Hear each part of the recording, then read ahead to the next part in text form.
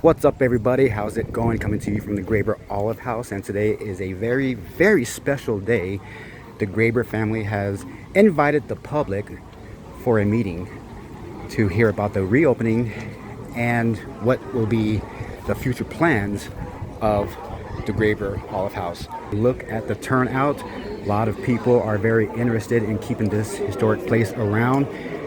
Tradition here in Ontario since 1894. And I just spoke with Cliff Graber. He's inside here somewhere, but as you can see, it's going to be very hard to find a spot. Yeah, she can have it, but she grabbed the water. We got both. Access. Pardon, excuse me. It's going to be very hard to find a spot to sit to listen to the presentation because there's so many people here. We will take a better look inside.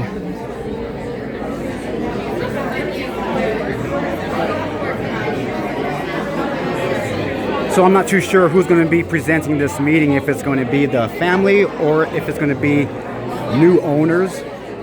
But nonetheless, it's very exciting to see so many people here who care. And I know there's a lot of people out there who wanted to be here who simply couldn't. But maybe there'll be another day. Hey, how are you? Good. Taking some shots. Yes, sir. Yes, sir. Just to give you an overview of what this building looks like. That structure right there and the vat room are a lot older. But people really care about local history, and they really care about Graber Olive House, and they want to see it prosper. They don't want to see it shut down. A lot of people are saying that the city may build warehouses here if they do shut it down. I don't speculate on that. I know people with the city, they know me, and they are not afraid to reach out to me if I say anything bad. So I try to avoid that in general. But hopefully today, it will be a new day for the Graber Olive House. When they start with the presentation, I'm going to go in there and film some of it, just to give you an idea of what is going on if you couldn't be here. It's cool to see all the historic artifacts still around.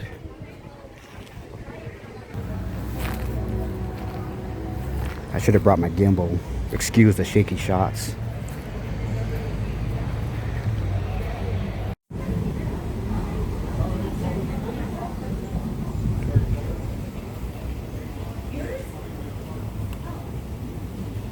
How many of you have taken the tour of the olive cannery?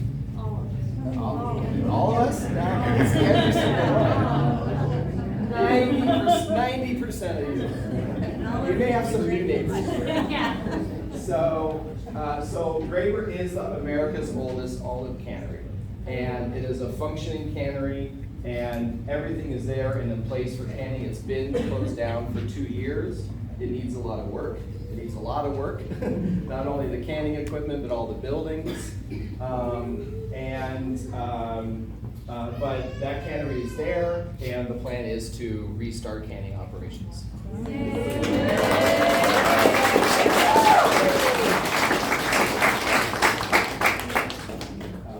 I'm glad you're happy about that.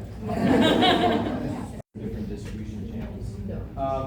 Things will be a little bit different, right? So this is, this was full. This was at one point in its peak, a complete full retail experience with stacks of gift baskets. You can get like 30 different kinds. So this will still be a retail boutique, but also be an olive tasting bar, and we're going to have a wine bar too. As you can imagine, being completely shut down, having no revenue, the meter's ticking, the expenses are driving up, and we need to open fast. We also really need to launch olive operations. Every season that we don't harvest it makes it all the more harder to do it. And we're also, potentially losing our window of opportunity with the olive farm that we're partnering with. Okay, so the plan is to harvest this year.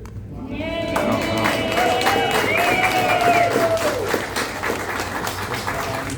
So the olives will be harvested from the same farm that the Graber family owned and operated for 4 decades. Since the late 50s. Since the late 50s. It was sold about 10 years ago to the ranch hand that operated it. But the same farm, the same trees, produce the same awesome Graber olives that you all know. So that'll happen in October, and there'll be canning operations here starting late October, early November. So for those of you, don't know, the canning season here, like here, where you'll see, you will see a truck, basically a truck every couple days roll up with a ton of olives. The on-site gift shop, tasting room, olive and wine bar, the plans to open in early November 2025. So the idea is that the day that we have, this is an old can, so don't eat that, but the day that we have one of these cans in our hand ready to open, to relaunch, we want to have it here, and we want to have the first ones, and we want to have it with a little Chardonnay.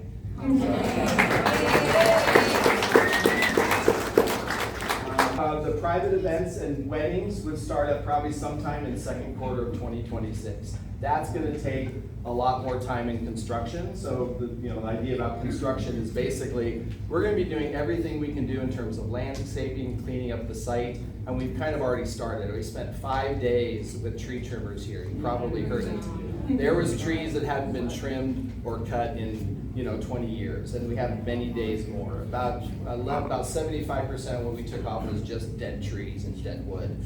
So we have stuff like that to do, but improving the grounds, making it where we can bring people in, dealing with handicap accessibility is important, obviously. And then the idea is that like the kitchen and the banquet facility wouldn't start construction until next year, basically January, with the idea of being able to have our first indoor banquet event, sometime like May or June or July.